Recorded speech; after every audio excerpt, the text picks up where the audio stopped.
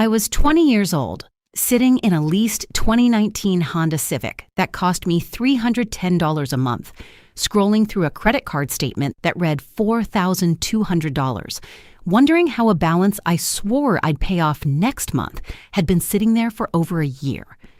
I didn't think I had a money problem. I had a job, I had a car, I had a closet full of clothes I'd bought on a Klarna plan I barely remembered agreeing to. I felt normal. Everyone I knew was doing the exact same thing. We compared paychecks, not balance sheets. We compared cars, not interest rates. We measured each other by what we could show, not by what we actually owned outright. What I didn't know, what nobody sat me down and explained, was that the decisions I was making between the ages of 20 and 23 would cost me roughly $80,000 by the time I turned 30. Not because I did anything dramatic, not because I gambled it away or bought a yacht or made one catastrophic decision I could point to and say, that's where it went.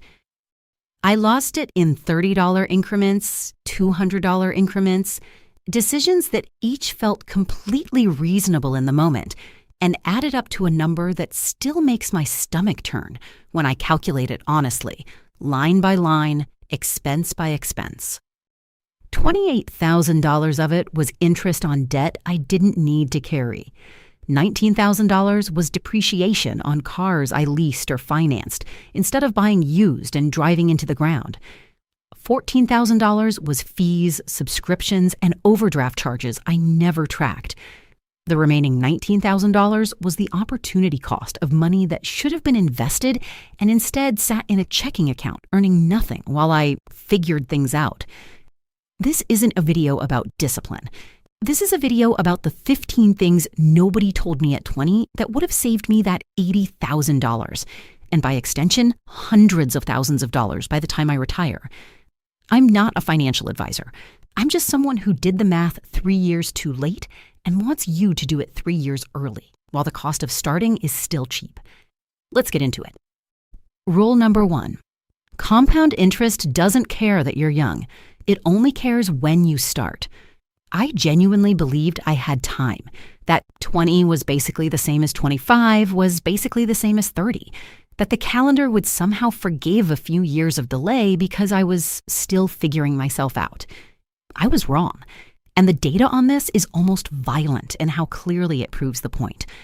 Every year I waited to start investing cost me roughly double what that same dollar would have cost me 5 years later, because the early years are the ones doing the most compounding work, sitting at the bottom of the curve the longest, accumulating quietly while nothing visible appears to be happening. A single $1,000 I delayed investing from 20 to 25 cost me approximately $14,000 by the time I'm 65 at a 9% average return. I delayed thousands of dollars for 3 full years, not because I made a conscious choice to wait, but because I never made a conscious choice to start.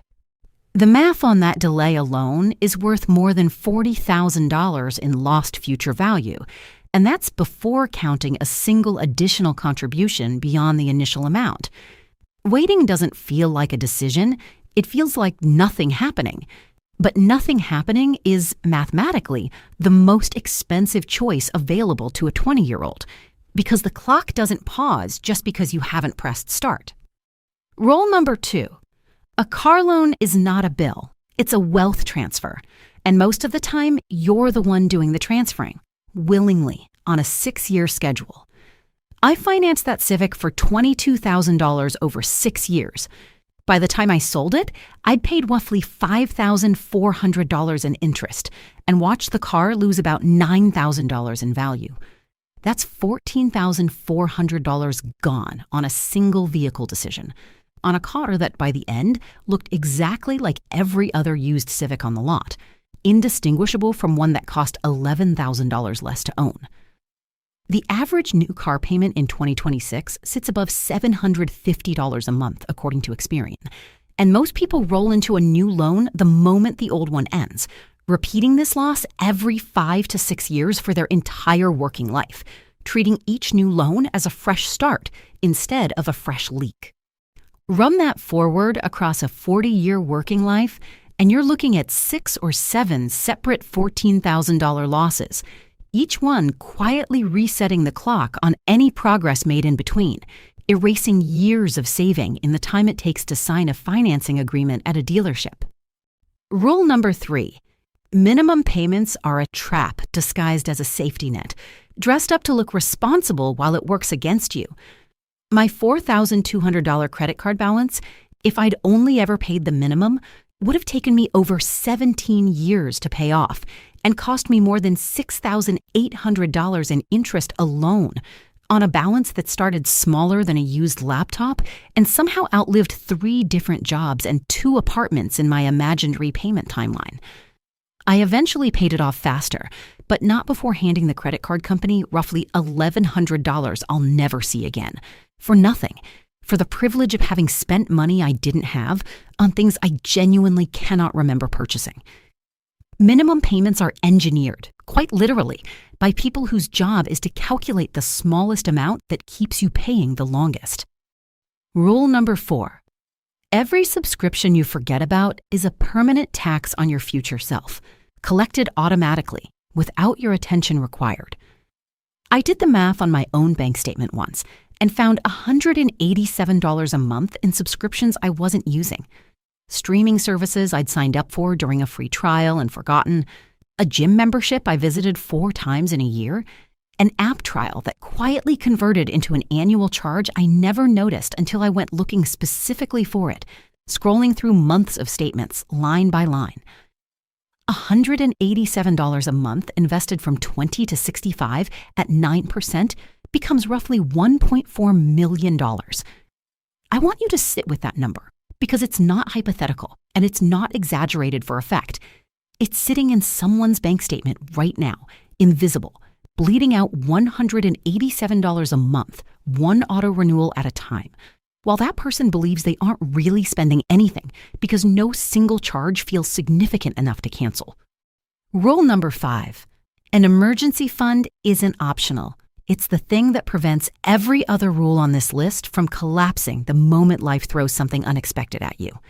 I didn't have one. Every unexpected expense, a flat tire, a vet bill, a broken laptop, went straight onto a credit card at 24% interest because there was nowhere else for that money to come from and no time to think of an alternative.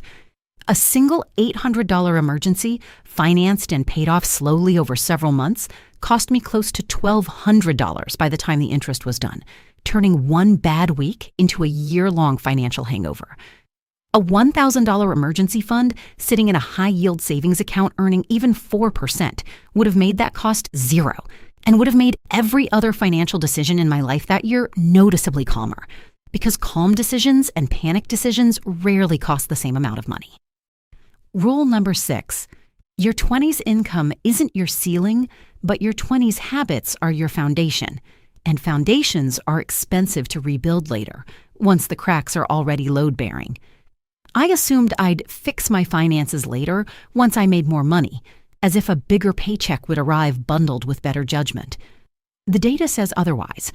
Studies on lifestyle inflation consistently show that spending rises to match income almost exactly, regardless of how much someone earns, which means the habits I built at 20 didn't disappear when my paycheck got bigger. They scaled with it, line for line, almost proportionally. The version of me earning more money wasn't a more disciplined version. He was the same person with a bigger number to misallocate, and a bigger number is, somehow, easier to lose track of than a small one. Rule number 7. The snooze button on your 401k match is the most expensive nap of your life, and most people don't even realize they're taking it. My first employer matched 50% up to 6% of my salary. I contributed 2% for over a year because I needed the cash for things that, in hindsight, I genuinely cannot recall a single specific purchase among. On a $42,000 salary, that 4% gap I left on the table was roughly $840 a year in free money I simply declined to collect. Money that required no extra effort, no extra income, nothing but a single percentage adjustment on a form I'd already filled out. Over 3 years, that's $2,520 in lost match alone, before even calculating the investment growth on top of it, which pushes the real lifetime cost well past $20,000 by the time it would have compounded for 4 decades. If you're catching yourself nodding along to any of these so far, hit subscribe now, because the back half of this list is where the real money was lost, and where most people's $80,000 actually hides, quietly, in the categories nobody bothers to add up. Rule number 8.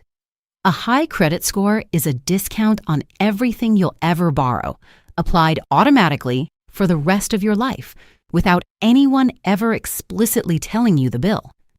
I didn't understand this at 20. My credit score sat in the low 600s because of late payments and high credit utilization I wasn't tracking, 2 numbers I didn't even know were being measured. That score difference cost me roughly 4 percentage points higher on every loan I took out over the next 5 years. Car loans, and eventually a mortgage rate quote that made my stomach drop when I saw the monthly difference spelled out in writing. On a future $300,000 mortgage, a 1% rate difference alone is worth over $60,000 in extra interest across the life of the loan. A credit score isn't a vanity number you check out of curiosity. It's a recurring bill you either pay or avoid for decades, silently, in the fine print of every loan you'll ever sign. Rule number 9. Renting isn't throwing money away, but overpaying for rent absolutely is, and the two get confused constantly. I spent $1,450 a month on an apartment with a pool and a gym I used maybe twice the entire year I lived there, amenities I toured proudly during the leasing tour and then promptly forgot existed. A nearby unit with fewer amenities and the same square footage was $1,150. That $300 a month difference, invested instead of spent on a pool I didn't swim in, over just 3 years is $10,800 in contributions alone, worth roughly $95,000 by retirement at historical market returns. Amenities are marketed as lifestyle upgrades. They're often just expensive storage for money that should be compounding somewhere else entirely, in an account instead of a clubhouse. Rule number 10. Buy used, buy boring, and let other people eat the depreciation curve, because someone always has to, and it doesn't have to be you. The car I should have bought, a 3-year-old Civic instead of a new lease, would have cost me roughly $11,000 total instead of the $14,400 I actually lost. That's a $3,400 difference on one decision alone, compounding to over $30,000 by retirement, from a single choice made in a dealership parking lot in under an hour. A car's only job is to start every morning and get you where you're going. Mine did that job. It just charged me a luxury premium to do it. A premium that bought me nothing except a new car smell that faded within a month. Rule number 11. Impulse purchases under $50 are where most people's wealth quietly disappears, one transaction at a time. None of them feeling like a real decision worth pausing over. I never tracked these. A coffee here, a delivery app order there, a random late-night purchase that arrived 3 days later and I'd already half forgotten ordering by the time it showed up at my door. When I tracked one full month at 23, these added up to $410. Not one individual purchase felt significant enough to think twice about. The total absolutely was, and it repeated almost identically the following month, and the month after that, forming a pattern that was invisible until I forced myself to write it down. Rule number 12. Lifestyle creep is invisible until you compare your bank statement to your bank statement from a year ago, side by side, line by line, expense by expense. My spending crept up nearly $300 a month every single year for 3 years straight, without a single dramatic purchase anywhere in that pattern. No obvious moment I could point back to and say, that's when it started. By 23, I was spending almost $900 more a month than I had at 20, on a salary that had only grown by $400 a month after taxes. The gap between those two numbers, $500 a month, came directly out of savings I didn't realize I was failing to build, every single month, without a single alarm going off. Rule number 13. A Roth IRA at 20 is worth more than a Roth IRA at 30, and it's not close, because every year you wait is a year of tax-free growth you can never go back and claim, no matter how much you contribute later to compensate. Every year I didn't open one, I lost roughly $14,000 in future value per $1,000 not contributed. I finally opened mine at 23. Those 3 lost years cost me an estimated $35,000 by retirement, conservatively. And that estimate assumes I never increased my contribution rate, which I eventually did, meaning the real number is almost certainly higher. Rule number 14. Debt with no plan is just stress with a monthly payment attached to it, a bill with no finish line in sight. I carried that credit card balance for over a year with no payoff date in mind, just paying what I could whenever I remembered to look at it, which was less often than I'd like to admit.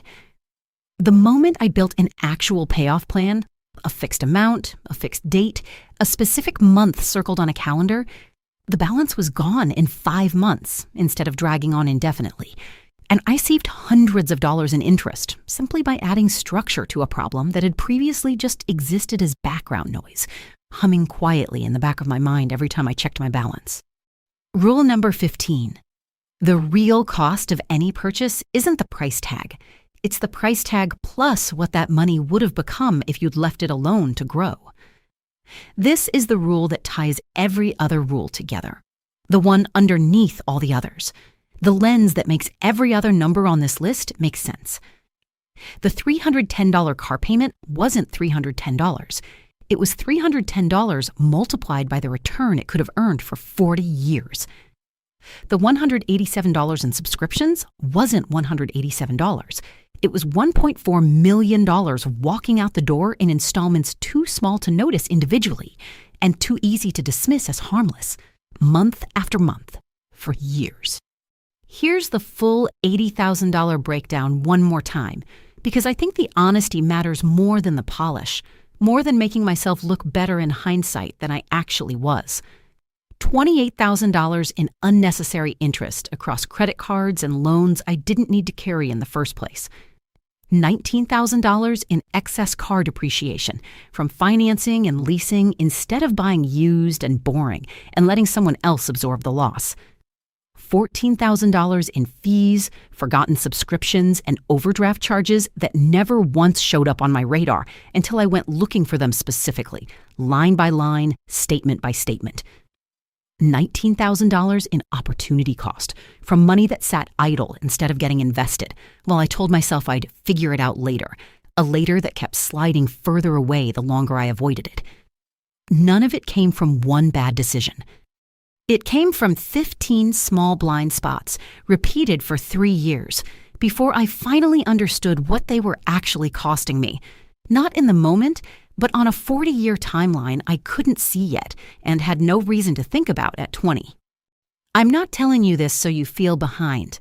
I'm telling you because the $80,000 I lost between 20 and 23 is recoverable. And the version of you watching this right now is in the exact position I was in, except you now have the list I didn't have, written down, numbered, with the real dollar costs attached, instead of vague advice to be smarter with money. Fix even 5 of these 15 rules this year, and you will outsave, outinvest, and outcompound the version of yourself that kept doing what felt normal, what felt fine, what felt like everyone else around you was doing too. The habits are boring. The math isn't. The math is the only thing in this video that actually matters, and it's been on your side this entire time, quietly waiting for you to stop fighting it and start using it instead. The same way it was waiting for me back when I was 20, sitting in that Civic with no idea what any of this was actually costing me.